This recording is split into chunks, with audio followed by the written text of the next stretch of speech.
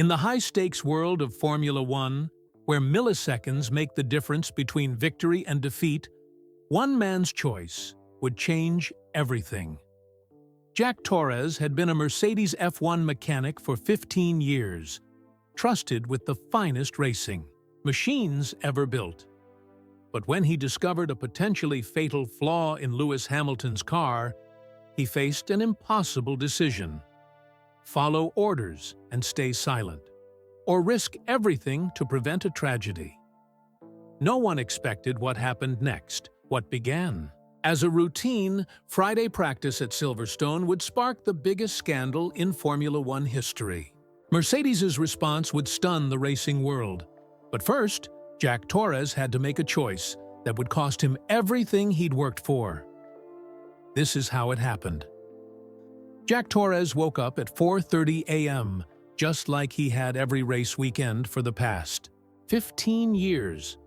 The familiar smell of motor oil clung to his work clothes, even though his wife Sarah had washed them twice. He didn't mind. That smell meant home to him. As he quietly made his way downstairs, trying not to wake his family, a framed photo caught his eye. It showed his daughter Emma, now 17, sitting on his shoulders in the Mercedes garage when she was just 5. She wore oversized headphones and the biggest smile he'd ever seen. That day, Lewis Hamilton had given her a signed cap, and she'd declared she would become a race engineer. Now, with college applications spread across her desk upstairs, that dream didn't seem so far away. The kitchen light flickered as Jack made his coffee. They needed to fix that. But with Emma's college fund taking priority, home repairs would have to wait. He grabbed his worn leather lunch bag, another of Emma's gifts, this one from Father's Day 3 years ago, and headed out to his trusty Honda Civic. The drive to Silverstone was peaceful this early in the morning. Most people were still, asleep, unaware that the heart of British motorsport was already beginning to beat. Jack smiled as he passed through the security gate, waving to Bob, who'd been checking IDs here since before Jack started. "Big day today, Jack," Bob called out. "Qualifying session's gonna be a scorcher." Jack nodded, but his mind was already on the day ahead. As lead mechanic for the second car in the Mercedes garage, he had a lot of responsibility on his shoulders. Lewis Hamilton's backup car needed to be perfect, just in case anything happened to the primary vehicle. The garage was already humming with activity when he arrived. Junior mechanics scurried around, checking tire pressures and running diagnostics. Jack's workspace was exactly as he'd left it the night before. Organized chaos, as Sarah called it. Every tool had its place, even if it didn't look that way to others. "Morning, boss," said Tommy, a young mechanic Jack had taken under his wing. "Did you see the weather forecast? They're saying rain might hit during qualifying." Jack hung up his jacket and pulled on his Mercedes team shirt. "Rain or shine, Tommy, these cars need to be perfect. Lewis likes his brake balance adjusted when it's wet. Let's get ahead of it." As Jack began his morning inspection, he fell into his familiar routine. Some mechanics relied on computers and diagnostics, but Jack had something special: an ability to hear problems that others missed. His colleagues called it his mechanical sixth sense, and it had saved more than a few race days over the years. He was halfway through checking the suspension when team principal Toto Wolff walked through the garage. Everyone straightened up a bit. Toto had that effect on people. But Jack kept working. He'd learned long ago that the best way to impress management was to do your job well, not to stop doing it when they walked by. "How's our backup looking, Jack?" Toto asked, pausing by the car. "Running through the checklist now, sir. Everything's on schedule." Toto nodded and moved on, but Jack caught the slight smile of approval. In Formula One, that was high praise. The morning progressed quickly, with the usual controlled chaos of a race weekend. Jack guided his team through their preparations, teaching as he worked. He believed in passing on knowledge. It was how racing got better, safer. Around 10 o'clock, Lewis Hamilton arrived at the garage.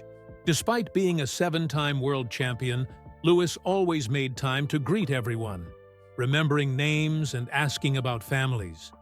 He stopped by Jack's workspace, bumping fists in their usual greeting. "How's Emma doing with those college applications?" "Jack," Lewis asked, genuinely interested. "Getting there. She's still hoping for that engineering program at Oxford. Tell her to keep at it. We need more women in F1. Lewis grinned. "Maybe she'll be telling me how to drive one day." As Lewis prepared for practice, Jack continued his methodical check of the backup car. Everything had to be perfect. In F1, backup didn't mean second best. He was testing the throttle response when he heard it, a sound so subtle that most would miss it. But to Jack's trained ear, it was like a scream. He froze, hands still on the throttle. There it was again. A tiny irregularity in the engine. Note, something that shouldn't be there. Jack's heart rate picked up. This wasn't the backup car. This was coming from Lewis's primary car, which was about to head out for practice. The garage was buzzing with pre-practice energy. Engineers huddled. Around computers, strategists discussed weather patterns, and mechanics made final adjustments. Nobody else had noticed the sound. Jack looked at the clock. 15 minutes until practice began. He stood up, wiping his hands on a rag. Protocol said he should report this to his supervisor, who would then decide whether to investigate. That was the safe choice. The career choice. But Jack thought about that photo on his wall at home, of little Emma in the garage. He thought about all the young fans who would be watching today. He thought about the promise he'd made to himself after witnessing that terrible crash early in his career, when someone had decided that protocol was more important than safety. Jack. Torres took a deep breath and walked toward Lewis Hamilton's car. Sometimes doing the right thing meant taking a risk.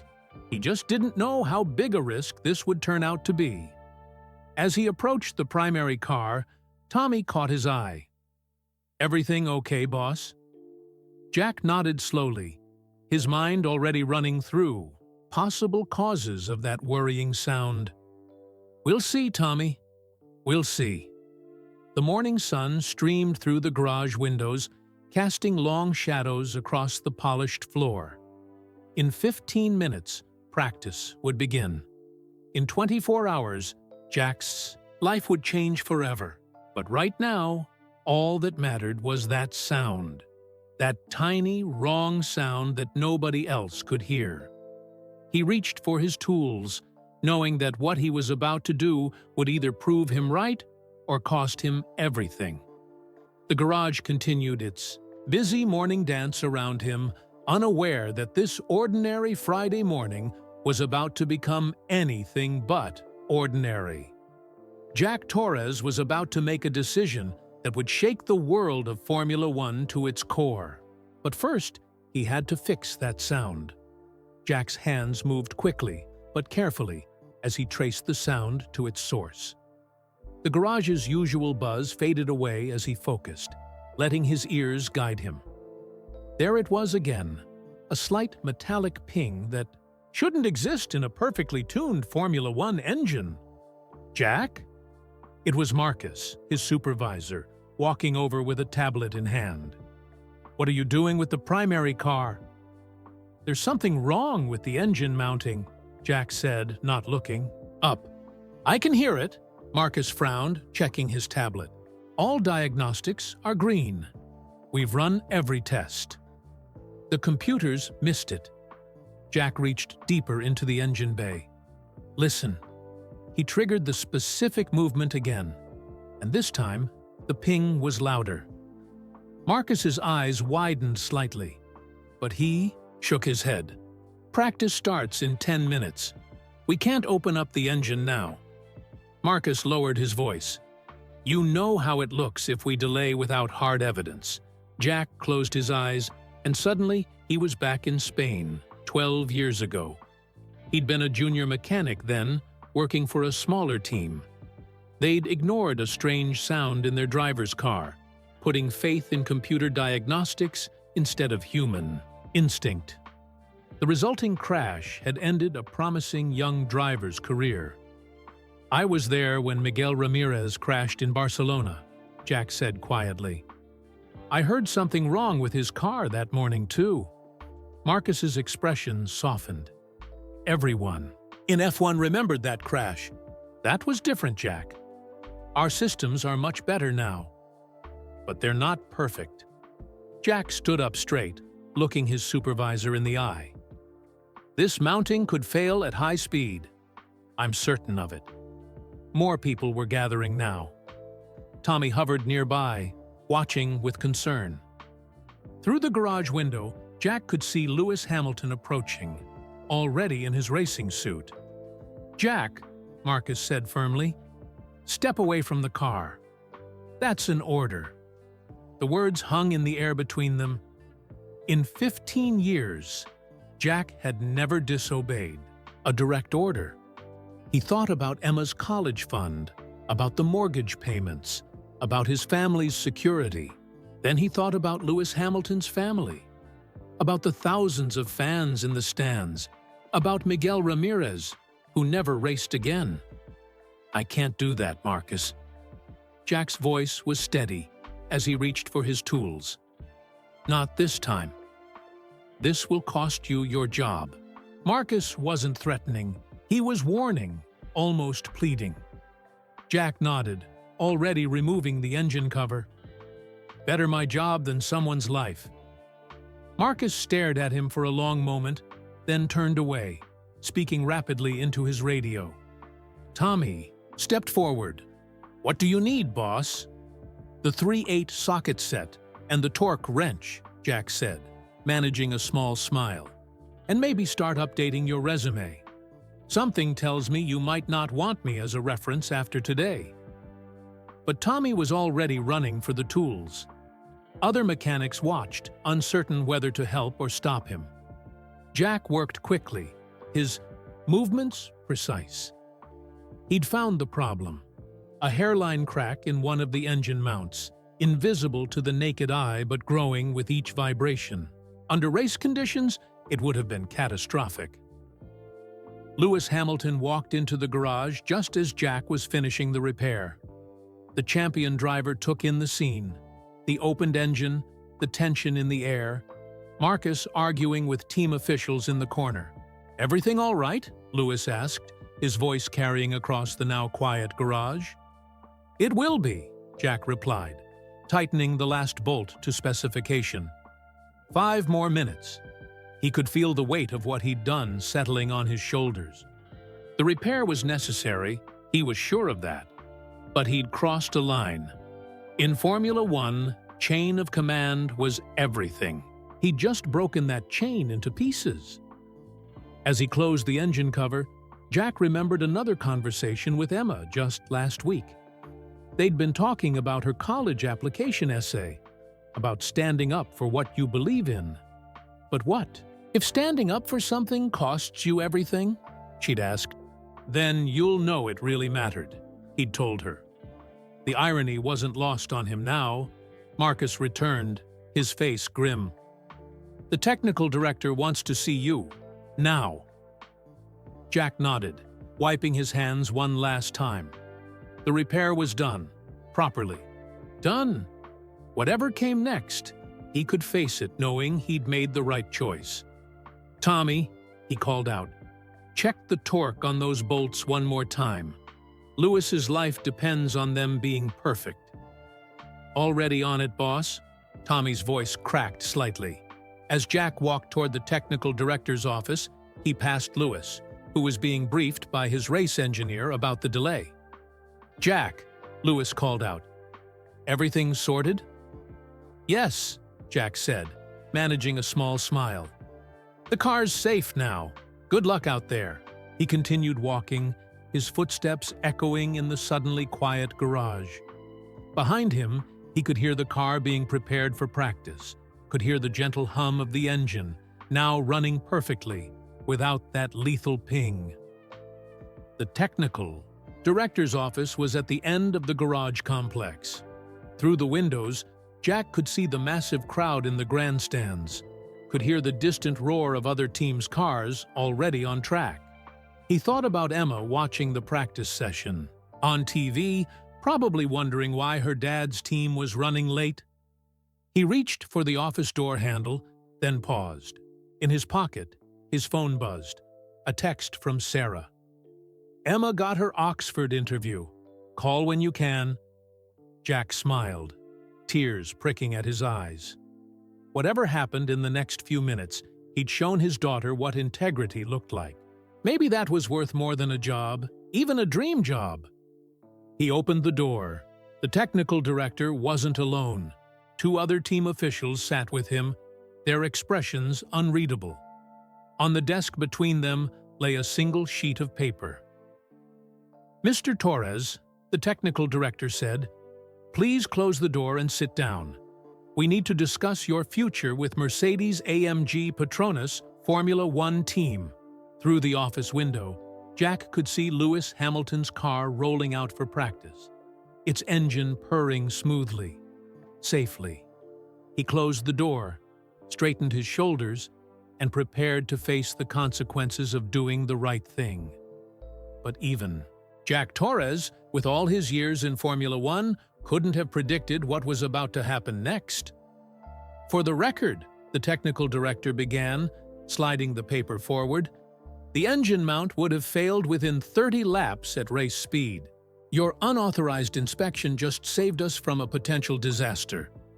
Jack's relief lasted exactly 2 seconds. "However," the director continued, his face hardening, "you directly violated team protocols and multiple chain-of-command procedures. You undermined your supervisor's authority and delayed a practice session without proper authorization." Other officials nodded gravely. One of them, a woman Jack recognized from legal, opened a folder. "We have no choice but to terminate your employment, effective immediately." The words hit Jack like a physical blow. Even though he'd known they were coming, 15 years of dedication ended with a single sentence. "You understand why we have to do this?" the technical director asked, almost gently. "We can't have mechanics, even senior ones, making unilateral decisions about car safety. There are procedures that would have let Lewis crash." Jack's voice was quiet but firm. "I accept your decision, but I won't apologize for preventing an accident." The legal representative pushed a document across the desk. "This is your termination agreement. We're prepared to offer 6 months severance pay, conditional upon your signing a non-disclosure agreement about today's events." Jack stared at the paper. 6 months' pay would help with Emma's college expenses, would give him time to find another job. All he had to do was stay quiet about what had happened. Through the window, he could hear the distinctive sound of Lewis's Mercedes running perfectly around Silverstone. The sound he'd fixed. The sound that might have been someone's last race. "What happens to Tommy?" he asked. "He helped me with the repair." Mr. Walker was following his supervisor's orders. "Your orders," the technical director said. "He'll receive a written warning, nothing more." Jack nodded, reaching for the pen. As he did, his phone buzzed again. Another text from Sarah. Emma's, telling everyone you're her hero. She's using your do the right thing talks in her Oxford essay. His hand froze above the paper. "I can't sign this," he said, standing up. "Not the non-disclosure part. Fire me. That's your right. But I won't pretend this didn't happen." The legal representative's eyes narrowed. "Mr. Torres, think carefully about what you're doing. Without the NDA, there is no severance package." Jack thought about the mortgage payments, about Emma's dreams, of Oxford. Then he thought about her essay, about being someone's hero. Some things were worth more than money. I understand. He turned to leave, then paused. The mount will need checking every 3 races. The vibration pattern suggests it's a design issue, not a one-off problem. He walked out before they could respond, closing the door quietly behind him. The garage felt different now. Word had spread quickly. Mechanics and engineers stopped what they were doing as he walked past. Some nodded respectfully. Others looked away, uncomfortable. Tommy stood by Jack's toolbox, fighting back tears. "Your tools, boss," he said, gesturing to the organized workspace. "I figured you'd want to pack them yourself." Jack managed to smile. "Thanks, Tommy. Remember what I taught you about listening to the cars. Sometimes they tell you what's wrong, if you pay attention." More people gathered as Jack carefully packed his tools. Each one a memory. Each one a story. The socket set he'd bought when Emma was born. The torque wrench Lewis had given him after their first championship together. The diagnostic tablet he'd modified himself to catch subtle vibrations. Marcus approached awkwardly, holding out a hand. "You were right about the mount. I should have listened." "You were right about procedures," Jack replied, shaking his hand. "Just maybe listen to the old mechanics sometimes too, yeah?" As he closed his toolbox for the last time, a cheer erupted from the grandstands. On the monitors, Lewis Hamilton had just set the fastest lap of practice. The car was singing now, running the way it was meant to. Jack picked up his toolbox and turned to leave. The garage seemed longer than usual, each step taking him away from the life he'd built. Faces he'd seen every race weekend for years watched him go. Someone started to clap. He thought it might have been Tommy, but a supervisor quickly silenced it. At the security gate, Bob looked shocked. "Jack, what's happening?" "Time for a change, Bob." Jack tried to smile. "Take care of them for me." The walk to his car felt endless. The toolbox grew heavier with each step. When he finally reached his Honda Civic, he had to stop and breathe deeply, fighting back emotions he couldn't afford to release yet. His phone rang. Sarah. He let it go to voicemail. He'd tell her everything soon, but first, he needed to process it himself. The drive home was a blur. Usually, he loved this stretch of road, enjoying the quiet time between work and home. Today, every mile felt like leaving part of himself behind. He pulled into his driveway just as Emma was getting home from school. Her face lit up when she saw him, then fell as she took in his expression and the toolbox in his hand. "Dad? What's wrong? Why are you home so early?" Jack set down his tools and opened his arms. Emma ran to him, just like she had when she was little. She wasn't a child anymore. She was nearly as tall as he was, but she still hugged him the same way. "Did something happen at work?" she asked into his shoulder. "I had to make a choice today," he said quietly, "between doing what was safe and doing what was easy." Emma pulled back, looking at him with understanding beyond her years. "You chose safe," he nodded, "like you always taught me to do." She hugged him again. "I'm proud of you, Dad." Those 4 words broke something in Jack. Tears he'd been holding back all day finally fell. His daughter, his amazing daughter, held him while he cried in their driveway, next to a toolbox full of memories. Finally, he wiped his eyes. "We should go in. Tell your mom what happened." "She'll be proud too," Emma said confidently. "And hey, maybe this means you can help me finish my Oxford application essay. I'm writing about integrity and standing up for what's right." Jack laughed despite everything. "Might have a few thoughts on that topic." As they walked inside, Jack's phone buzzed one last time. A text from an unknown number. "Check your email in 1 hour." What you did today matters more than you know. Jack pocketed the phone, puzzled but too emotionally drained to wonder about mysterious messages. Right now, he needed to focus on his family, on explaining why he'd given up security for principal. He didn't know that across London, in Mercedes headquarters, an emergency board meeting was being called.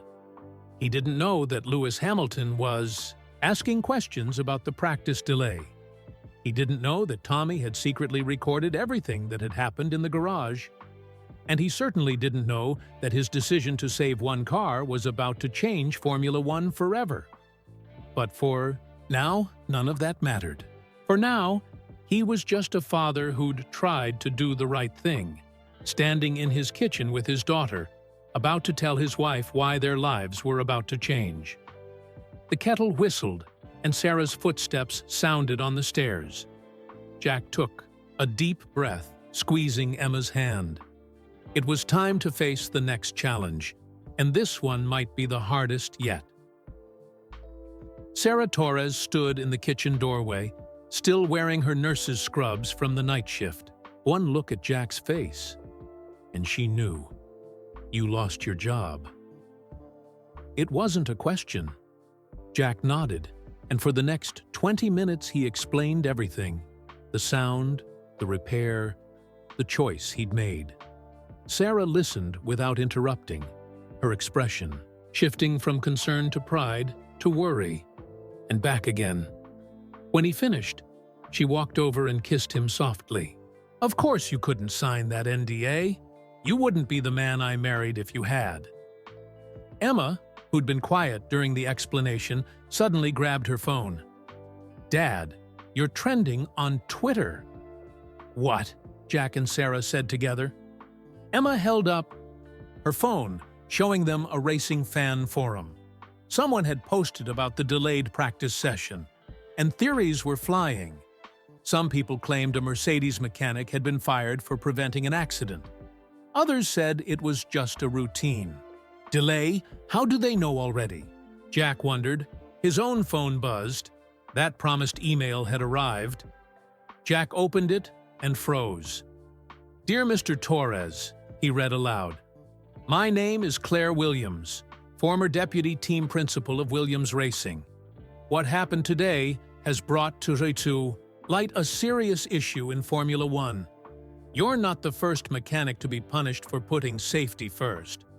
Would you be willing to meet? There are things you need to know. Before Jack could process this, Emma gasped. Look! She turned up the volume on her phone, where a post-practice interview with Lewis Hamilton was playing. Lewis, can you explain the delay in practice?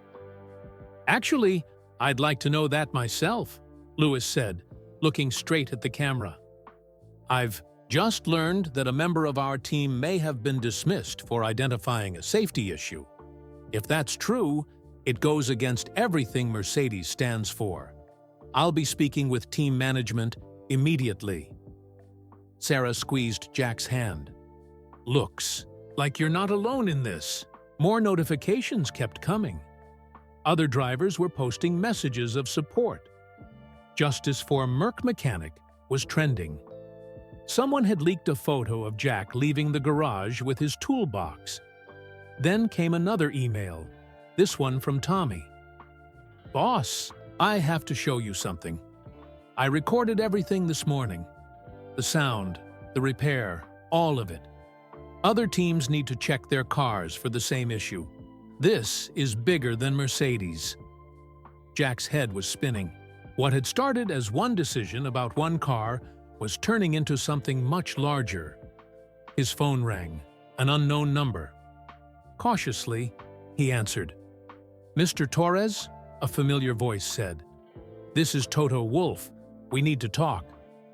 Sarah and Emma watched, as Jack's expression changed. Yes, sir. I understand. I'll be there. He hung up and looked at his family. They want me back at the track. Now. I'm coming with you, Emma said immediately. No, love, Sarah said gently. Your dad needs to handle this part alone, but you can help another way. She smiled. How many followers do you have on social media? Emma's eyes lit up. Enough to make some noise. Jack hugged them both, overwhelmed by their support. As he headed for the door, Sarah called after him. Jack, remember what you always say about racing? He turned back. It's not about being the fastest. It's about finishing the race the right way, she finished. Go finish this one right. The drive back to Silverstone was different this time. Radio stations were reporting the story. His phone kept buzzing with messages from old racing friends. Even other mechanics he'd worked with years ago were reaching out. When he arrived, the media was everywhere. Someone must have leaked his name because photographers started clicking as soon as he stepped out of his car. Security rushed to escort him inside. In the Mercedes hospitality suite, he found an unexpected group waiting. Toto Wolff, Lewis Hamilton, Claire Williams, and representatives from 3 other teams. Mr. Torres, Toto said formally, it seems we have a lot to discuss. First, Lewis interrupted, stepping forward, I want to thank you for what you did. My family thanks you too. Claire Williams opened a laptop. Before we continue, Jack, you should see what's happening online. She turned the screen toward him. Emma had been busy. Her initial post about her dad's integrity had gone viral. Other mechanics' children were sharing similar stories. Former F1 personnel were coming forward with their own experiences. Your daughter, Claire said with admiration, just sparked a movement. Tommy burst into the room out of breath. Sorry I'm late, but you all need to see this. He connected his phone to the room's display.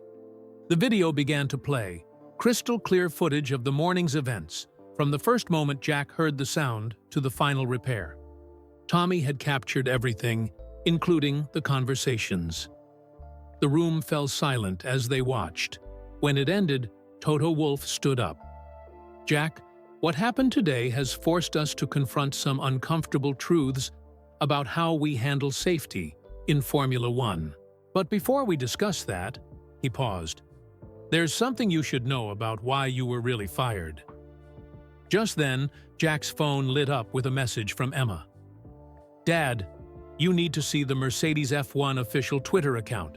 Right now. As Jack reached for his phone, he had no idea that the next few minutes would change not just his life, but the entire future of Formula One safety protocols. The room held its breath as he opened the tweet, and Jack Torres finally learned why. This day had been set in motion long before he'd heard that fatal sound in Lewis Hamilton's car. The Mercedes F1 tweet was simple, but shocking. An internal investigation has revealed systematic suppression of safety concerns across multiple teams. Today's events have exposed a larger issue. Tomorrow's qualifying session is suspended pending full safety reviews. Jack looked up from his phone to find everyone watching him. Lewis Hamilton stepped forward. That mount failure you found? Lewis said quietly. It's not just our cars, it's everywhere. Claire Williams opened a folder on her laptop. For the past year, I've been gathering evidence. Multiple mechanics across different teams have identified the same issue. But every time someone spoke up, she gestured at Jack. Well, you know what happened to them. I don't understand, Jack said.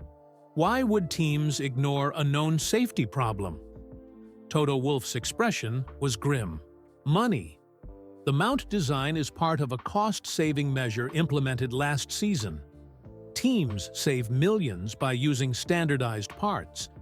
But the company supplying these parts, he paused. Let's just say they have powerful friends in the sport. Tommy's video was still playing silently on the big screen. Jack watched himself making that crucial repair, remembering the sound that had started it all. So when I heard that sound this morning...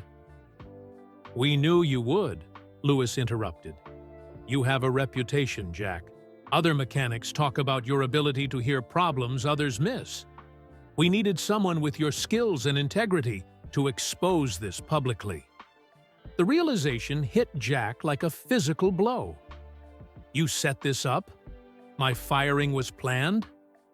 "Not exactly," Toto said quickly. "We knew about the mount issue. We knew you'd probably catch it. But your choice to refuse the NDA, to give up the severance pay, that was all you. You exceeded our expectations." Jack's mind was racing. The text message telling me to check my email. Claire's email. Tommy's video. "We had to document everything," Claire explained. "Show that proper safety protocols were being ignored across the sport. But it had to come from inside the teams, from someone with credibility." "And my daughter's social media campaign?" Lewis smiled. "That was completely unexpected. Emma did that on her own. Sometimes the best plans get help from unexpected places." Just then, Jack's phone buzzed again. Emma had sent another message. "Dad, every major news outlet is covering the story. Other mechanics' families are sharing similar experiences. This is huge!" As if on cue, Toto's phone rang. His expression darkened as he listened. "They're trying to stop us," he said after hanging up. "The parts supplier is threatening legal action. They're claiming we're violating contracts by going public." "Let them," Lewis said firmly. "I won't race until every car is checked. Neither will my teammate." One by one, other team representatives in the room nodded. The driver's strike would force action. "We need to move fast," Claire said, checking her watch. "The supplier's board meets in 3 hours. Once they go into damage control mode, it'll be harder to prove everything." "I have the original data from this morning's inspection," Tommy offered. "And I might have borrowed some records from the engineering database before I left the garage." Jack looked at his young protege with newfound respect. "You knew this was coming?" Tommy shook his head. "No, but I learned from you. Boss, always keep records when safety's involved." The next hour was a blur of activity. Jack worked with engineers from multiple teams, showing them exactly what to look for in their cars. His phone kept buzzing with updates from Emma about the growing social media storm. Sarah sent a message saying the story had reached mainstream news channels. Then came another twist. A junior mechanic from Red Bull Racing arrived with damning evidence. Internal memos showing the parts supplier had known about the mount issues for months. "This goes higher than just the supplier," Claire said, reviewing the documents. "Some FIA officials were involved in covering this up." Lewis, who had been making calls to other drivers, looked up. "Every driver on the grid is with us. No one races until this is fixed." Jack watched as the situation he'd started by trusting his instincts grew into something much bigger. But there was still something bothering him. "Why me?" he asked Toto. "Why not use a more senior mechanic?" "Because of Miguel Ramirez," Toto replied softly. Jack felt his heart skip. "What? You were the only mechanic who reported hearing problems with his car that day in Barcelona? If they'd listened to you then..." Toto shook his head. "We knew you'd never stay quiet about another safety issue. Your integrity wasn't just known, it was proven." A commotion outside interrupted them. Through the windows, they could see more media arriving. The story was exploding. Jack's phone rang. It was Sarah. "Jack, you need to turn on the news. The FIA president is about to make a statement."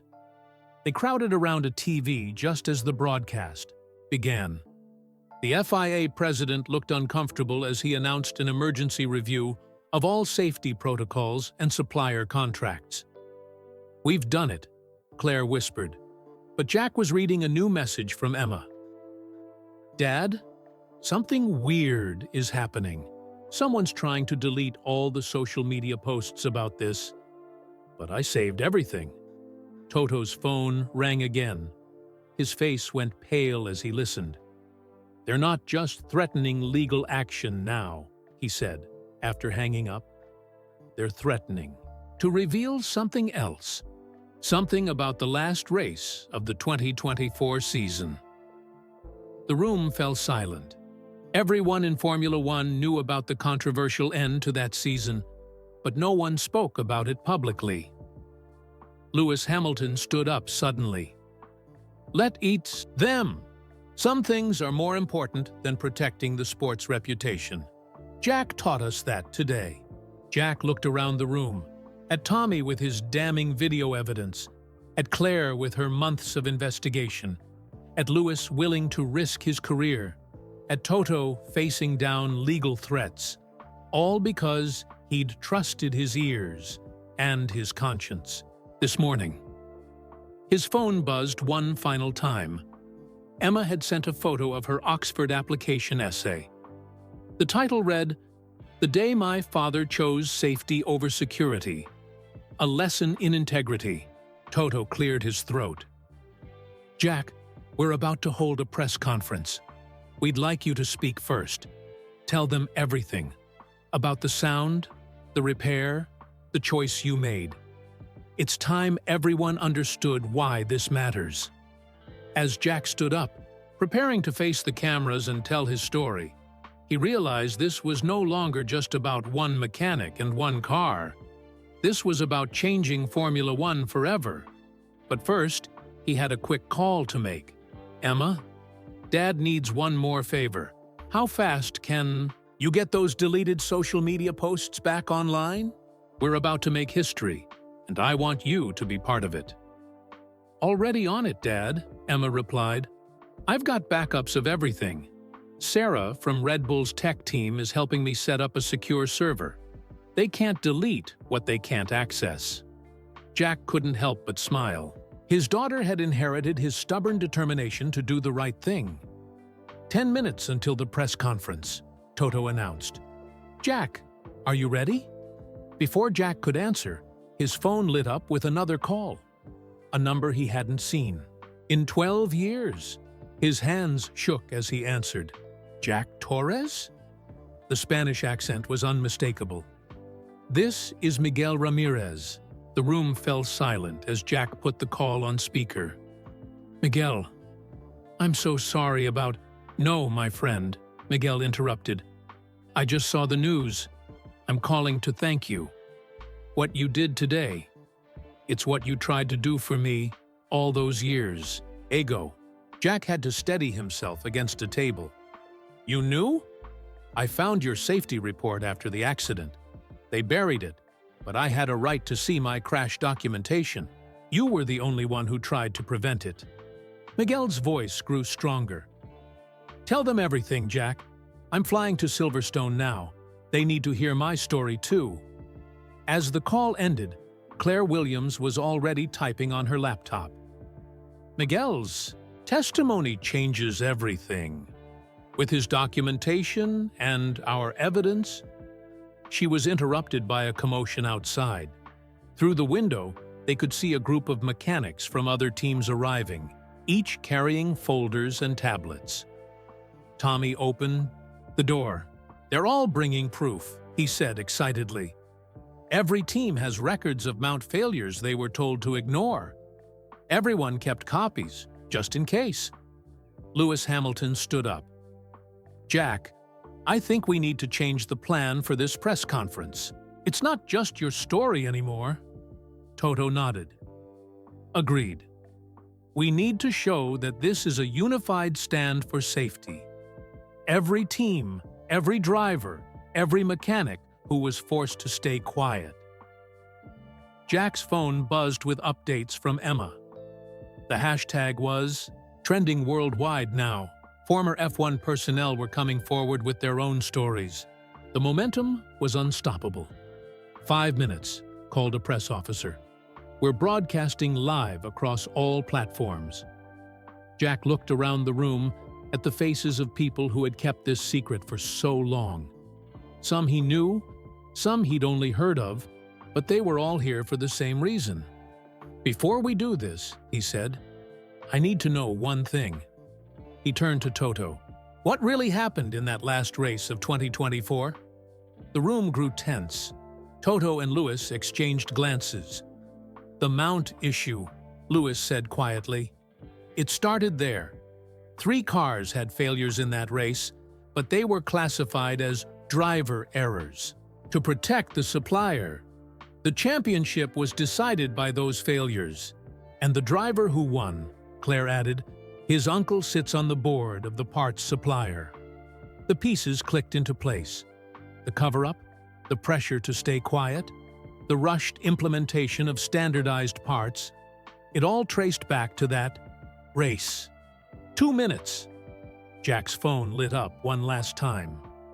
Emma had sent a new message. "Dad, Oxford called. They want to move up my interview. They said, and I quote, 'Anyone who can orchestrate a worldwide social media campaign for justice while completing her A-levels is someone we need to meet.'" Pride swelled in Jack's chest, mixing with the determination that had driven him all day. He thought about Miguel, about all the other mechanics who'd faced the same choice he had, about his daughter fighting for truth in her own way. 30 seconds. "Ready?" Toto asked, straightening his tie. Jack nodded, but held up his hand. 1. Condition.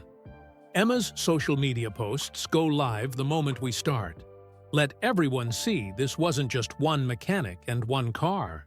This was everyone choosing right over easy. The press room was packed. Cameras flashed as they filed in. Jack, Toto, Lewis, Claire, Tommy, mechanics from every team. On a screen behind them, Emma's carefully documented evidence began to appear. Synchronized with similar posts from across the racing world, Jack stepped to the microphone, his voice steady. "My name is Jack Torres.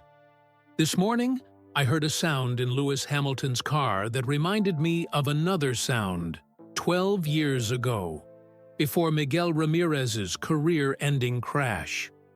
But this story isn't about one sound, or one car, or one mechanic." He gestured to the screen where proof of the systematic safety violations was streaming. "This is about every person in Formula One who was forced to choose between doing what's right and keeping their job.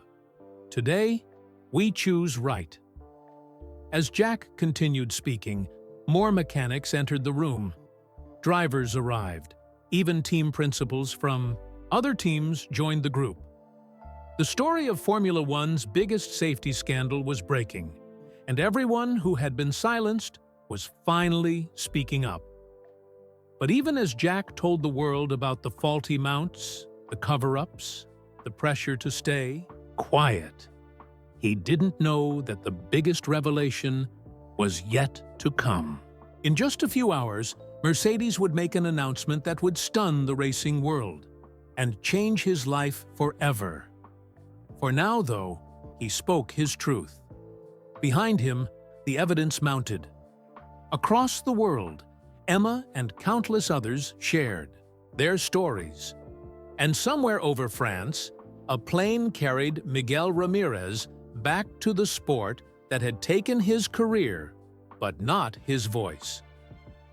The storm Jack Torres had started with a simple choice was about to become a hurricane, and in its wake, Formula One would never be the same. The press conference lasted 2 hours. One by one, people stepped forward to tell their stories. Miguel Ramirez arrived halfway through, walking straight to the podium to hug Jack before sharing his own testimony. The evidence was overwhelming, undeniable, and damning. By evening, the FIA had suspended the parts supplier's contract. 3 officials resigned. The 2024 championship results were under review. But for Jack, the most important moment came when Emma texted, "Dad, turn around." He turned to find his daughter and Sarah standing at the back of the room. They'd driven to Silverstone as soon as they saw the press conference beginning. Emma was still holding up her phone, documenting everything. "Didn't think we'd let you face this alone, did you?" Sarah asked, hugging him. The media wanted to talk to Emma, too. The teenager who'd helped expose Formula One's biggest scandal through social media. She handled the questions with poise, explaining how she'd coordinated with other mechanics' families to preserve and share evidence. "I just did what my dad taught me," she told reporters. "When you see something wrong, you fix it." As the crowd finally began to thin, Toto Wolff approached the Torres family. "Jack, we need you in the Mercedes boardroom. There's one more thing to handle." Sarah squeezed his hand. "Go. We'll wait." The boardroom was packed with Mercedes executives, some in person, others on video calls. Jack recognized members of the company's global leadership team. "Mr. Torres," began the Mercedes CEO, "what happened today has forced us to confront serious issues in Formula One. But it's also shown us something remarkable about integrity, leadership, and the true meaning of team spirit." Toto stepped forward. "Jack, when we learned about the mount issue months ago, we needed someone with both the technical skill to identify it and the moral courage to stand up against pressure. We chose you for a reason." "The firing was a test," Jack said, understanding dawning. "You needed to see if I'd sign the NDA." "Not exactly," Lewis Hamilton spoke up from the back of the room. "We needed everyone to see what real integrity looks like." What happened next? The other mechanics coming forward, the drivers uniting, Emma's social media campaign that showed us something even more important. The CEO nodded. "It showed us that Formula One needs systemic change. We need people who will always put safety first, who understand both the technical and human elements of racing." He smiled. "People like you, Jack." Toto held up a document. Mercedes AMG Petronas Formula One team is creating a new position, Global Director of Safety and Integrity. The role will have authority over all safety decisions, with direct reporting to both the team and the FIA. No more buried reports. No more pressuring mechanics to stay quiet. Jack's heart raced as he began to understand. "We want you for the position," the CEO said.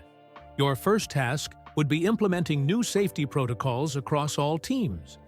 Miguel Ramirez has already agreed to work with you, sharing his experience to prevent similar accidents." "But that's not all," Toto continued. "We're also establishing a scholarship program for young people interested in both engineering and ethics in motorsport. Emma's campaign showed us how the next generation can drive positive change. We'd like to name it after you." Jack sat down heavily. "This is overwhelming." "There's more," Lewis added. "The other teams have agreed to create a joint safety council. We want you to chair it. Your reputation for integrity, combined with your technical skills, makes you the perfect choice." Tommy burst into the room, forgetting protocol in his excitement. "Boss, you need to see this." He held up his phone, showing a statement from the FIA. They were mandating a complete review of all safety protocols, including the establishment of an independent whistleblower protection program for mechanics and engineers. "Your actions today didn't just expose one problem," the CEO said. "They're revolutionizing how Formula One approaches safety." Jack thought about the morning's events, how a single sound had led to all this. He thought about Miguel Ramirez, about all the mechanics who'd kept silent for years, about his daughter fighting for justice in her own way. "I have conditions," he said finally. The room grew quiet. First, Tommy becomes lead mechanic. He proved today that he has both the skills and the courage for the job. Tommy's eyes widened as Toto nodded approval. Second, we create an apprenticeship program. Young mechanics need to learn that technical skills and ethical behavior aren't separate things. Already in the planning stages, the CEO confirmed. Third, Jack continued. We make sure every team implements these changes, not just Mercedes. Safety isn't a competitive advantage. It's a fundamental right. The other teams have already agreed, Lewis said. Your stand today united the grid in a way we've never seen before. Jack had one final condition. The scholarship program, I want it named after Miguel Ramirez, not me. His crash should have changed things 12 years ago.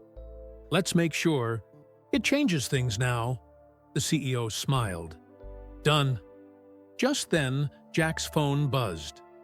Emma had sent a photo of her Oxford acceptance letter.